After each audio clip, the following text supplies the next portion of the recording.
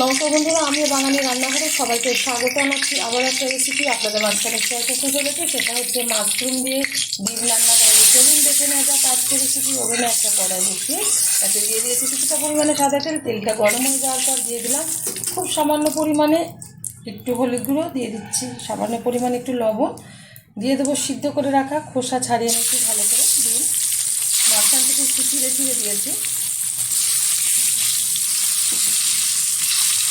ডিমটা ভালোভাবে ভেজে তুলে নেবো একটা পাত্রে।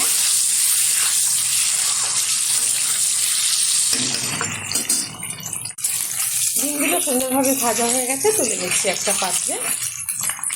এখন ওই ডিম ভাজার তেলে দিয়ে দেবো কিছুটা গোটা জিরে আর একটা তেজপাতা মাঝখান থেকে ছিঁড়ে নিয়েছি, ভালোভাবে ভেজে নেব।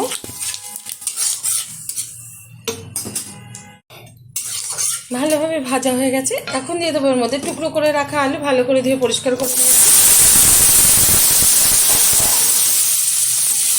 আলুটাও বেশ কিছুক্ষণ নেড়ে চেড়ে ভেজে নেব।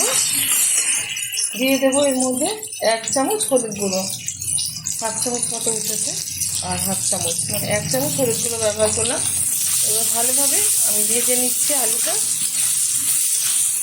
ডিমের মশলা আর মাশরুমের মশলা একই মানে রকম, সেই কারণে আমি একসাথে আজকে রান্না করে নিচ্ছি, আর এটা খেতে ভীষণ ভালো লাগে।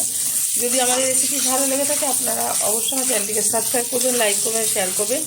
আর মাশরুম দিয়ে এরকম একবার ডিম রান্না করে খেয়ে দেবেন, আশা করি ভালো লাগবে।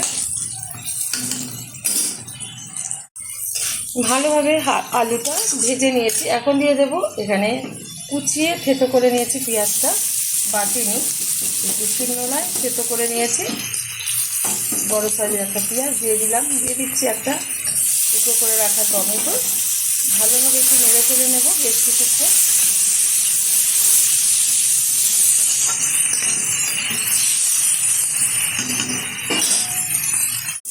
ভালোভাবে পেঁয়াজটা ভেজে নিয়েছি আলুর সাথে।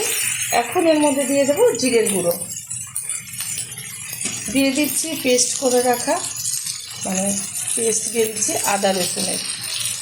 আজকে আমি আর বাটিনি, আজকে আমি আদা রসুনের পেস্টটা ব্যবহার করলাম। দিয়ে দিচ্ছি ভালো কালার আসার জন্য একটু কাশ্মীরি লঙ্কার গুঁড়ো,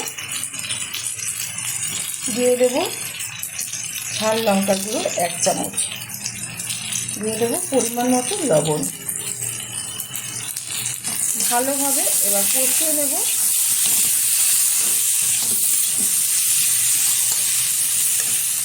ভালোভাবে মশলাটা কষিয়ে নিয়েছি আলুর সাথে। এখন দিয়ে দেবো সিদ্ধ করে রাখা মাশরুম, আবার কষিয়ে নেব বেশ কিছুক্ষণ। ভালোভাবে কষানো হয়ে গেছে, দিয়ে দিচ্ছি পরিমাণ মতো জল।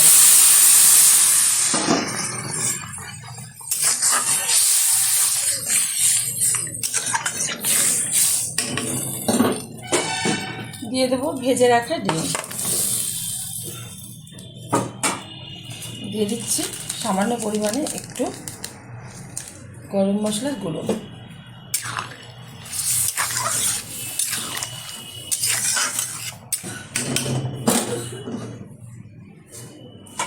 ঢেকে দিচ্ছি 15 মিনিটের জন্য। ওভেনের আঁচটা মিডিয়াম করে দিলাম, ঢাকনাটা তুলে দিচ্ছি, ওভেনের আঁচটা হাই করে দিলাম।